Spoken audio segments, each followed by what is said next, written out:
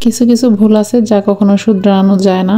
আমরা যেহেতু মানুষ, আমাদের তো ভুল ত্রুটি থাকবেই, আমাদের কথা কাজে কর্মে সব কিছুতে ভুল থাকবে। তা আমরা পেজ চালাই, পেজেও আমরা অনেক সময় অনেক ভুল করে ফেলি। হ্যালো এভরিওয়ান, আসসালামু আলাইকুম। কী যে রান্না করব কিছুই খুঁজে পাচ্ছিলাম না। মানে বাসায় যে তরকারিগুলো আছে সব কিছু এত অল্প অল্প পরিমাণে আছে, কোনোটার সাথে কোনোটাই ম্যাচ করা যাচ্ছে না। মানে তরকারি রান্নার ক্ষেত্রে কিন্তু একটা ম্যাচিংয়ের বিষয় আছে, যে কোন তরকারির সাথে কোন তরকারিটা খুব ভালো যায়।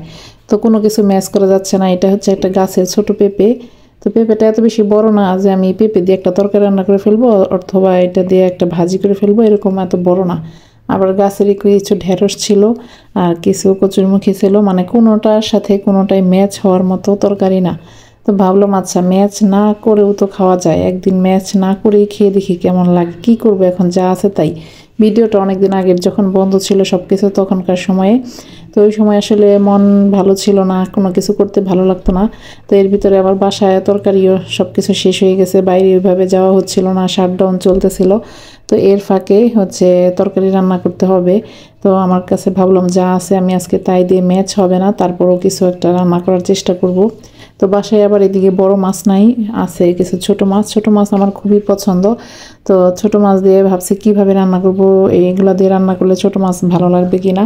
তো এই তো রান্না করতে করতে কিন্তু একটা ভুল করে ফেলছি রান্নার মাঝখানে। তো আপনারা ভিডিওটি শেষ পর্যন্ত যারা দেখবেন তারা কিন্তু খুঁজে বের করবেন আমি কি ভুলটা করে ফেলছিলাম।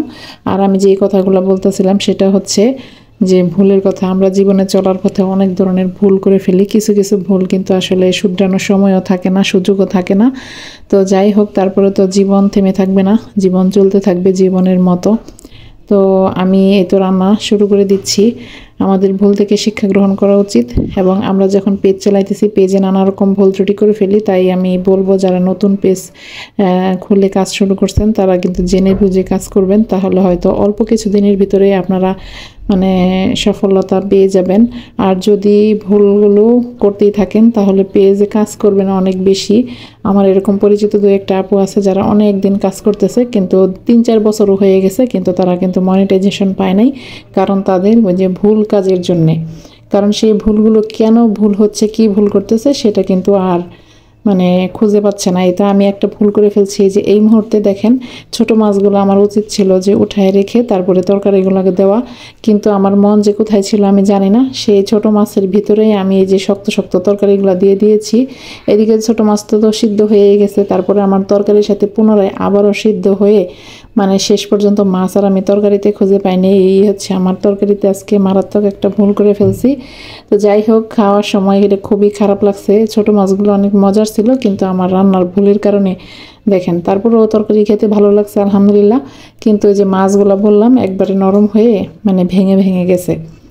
তো এই আর কি। তো আপনারা এরকম ভুল কেউ করবেন না, পেজের ভুলটা কেউ করবেন না। পেজে ভুল করলে কিন্তু সেটার মাসুল অনেক দিন দিতে হয়, কিন্তু পেজে মনিটাইজেশন পাওয়া যায় না। আর পেজের ভুলগুলো খুবই মারাত্মক। যারা নতুন পেজ ওনার, পেজ খুলে কাজ করতেছেন, তারা বড়দের কাছ থেকে বা সিনিয়র আপুদের কাছ থেকে তাদের ভিডিও দেখে কমেন্টে জানার চেষ্টা করবেন। আর তো এই ছিল আমার আজকের ভিডিওটি। ভালো লাগলে কিন্তু অবশ্যই লাইক কমেন্ট করতে ভুলবেন না, কারণ আর একটা গঠনমূলক কমেন্ট আপনার পেজের জন্য অনেক বেশি গুরুত্বপূর্ণ।